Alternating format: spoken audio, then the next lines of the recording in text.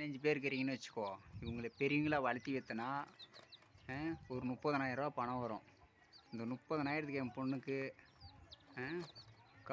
கால் chain அது எடுப்பான்.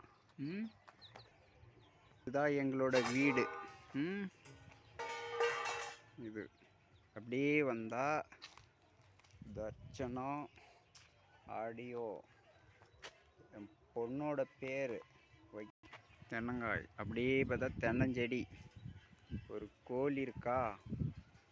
இதெல்லாம் ஒரு 10,000 ரூபா போகணும்னு வச்சுக்கோ குறைஞ்சபட்சம். எங்கள் வீடை பார்த்தீங்கன்னா இப்படி தான் இருக்குது. ஏன்னா ரேடியோ சாமான் இருக்குது, கல்யாணத்துக்கு போடுற ஃபங்க்ஷன் போகிறது இருக்குது, அப்புறம் வெல்டிங் கடை இருக்குது தர்ச்சனா ஆடியோவில். தர்ச்சனா வெல்டிங் ஷாப்பு. தர்ச்சனா ஓனர் தான். இந்த வெல்டிங் ஷாப்புக்கு ரேடியோ செட்டுக்கு ஓனரோட பொண்ணு இது.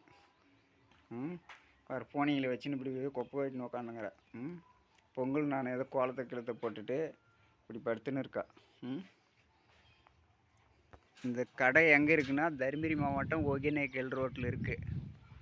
நீங்கள் கமாண்டில் தெரிஞ்சுக்கணும் ஒன்றும் இல்லை. ஒகேனக்கல் வந்தால் அந்த கடையை பார்க்கலாம்.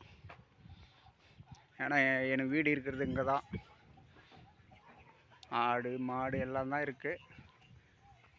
6 மாடு இருக்குது. இன்னும் பொங்கல் கொண்டாடணும் நாளைக்கு தான்.